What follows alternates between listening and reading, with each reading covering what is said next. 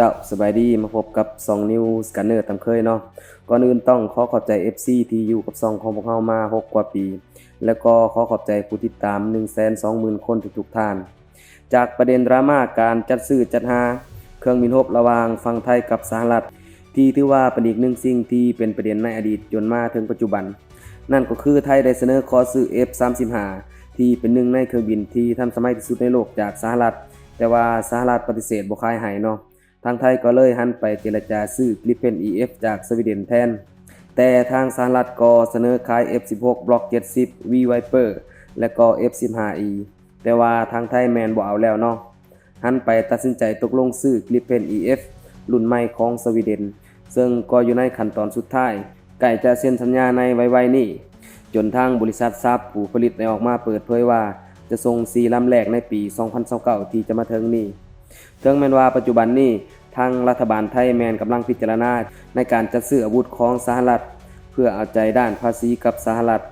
แต่ว่าการจัดซื้อ Gripen E แม่นน่าจะบ่เป็นใจแล้วเนาะเนื่องจากว่าได้ดำเนินมาไกลแล้วสำหรับเรื่องที่จะมานำเสนอในคลิปนี้ก็คือพวกเรามาวิเคราะห์นำกันเนาะว่าเป็นหยังสหรัฐจึงบ่ยอมขาย F-35 ให้ไทยทั้งที่หลายๆประเทศก็สามารถซื้อได้สำหรับการปฏิเสธขาย F-35 ให้ไทยเมื่อปีก่อนๆเหตุผลจากปากสหรัฐเองเนาะก็คือจากโรเบิร์ต F. จอเด็กเป็นทูตสหรัฐประจำไทยได้ให้เหตุผลว่า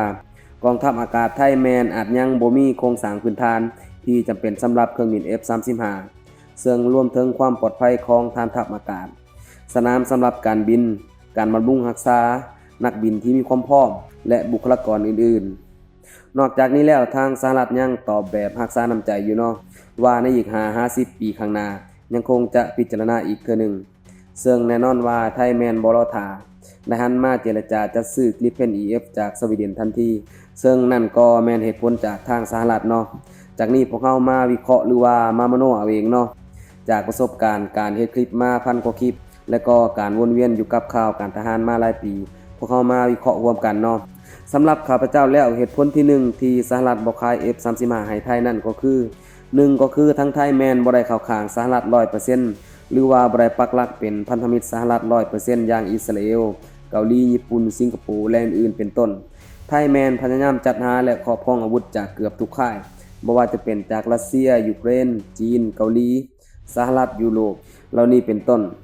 ถ้าว่าเป็นประเทศที่เลือกข้างสหรัฐ 100% แมนจะสามารถซื้อได้ง่ายกว่านี้เนาะเหตุผลที่2ก็คือตลาดบ่ใหญ่เพียงพอถึงแม้ว่าจะบ่เลือกข้างสหรัฐ 100% แต่ว่าถ้าตลาดใหญ่พออย่างอินเดียที่เป็นแซมผู้นำเข้าอาวุธยุทโธปกรณ์หลายที่สุดในโลกของแซมมาหลายสมัย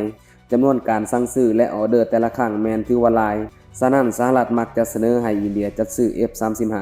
แต่ว่าอินเดียยังคงบ่ให้ความสนใจในการจัดซื้อส่วนเหตุผลที่3ก็คือเรื่องสถานการณ์ความตึงเครียดกับข้างบ้านแม่นยังอยู่ในขั้นเพียงแต่ F16 V Viper และก็ F15E ก็สามารถเอาอยู่แล้วเนาะฉะนั้นแล้วทางสหรัฐจึงเสนอรุ่นนี้ให้แทน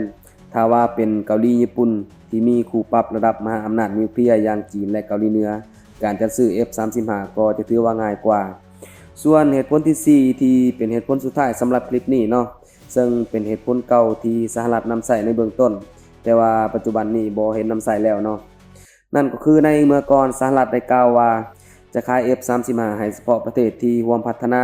หรือว่าเข้าร่วมโครงการ Joint Strike Fighter เนาะซึ่งจะมีเพียงอังกฤษอิตาลีฮอลแลนด์ออสเตรเลียเดนมาร์กนอร์เวย์แล้วก็ตุรกีซึ่งในเมื่อก่อน F-35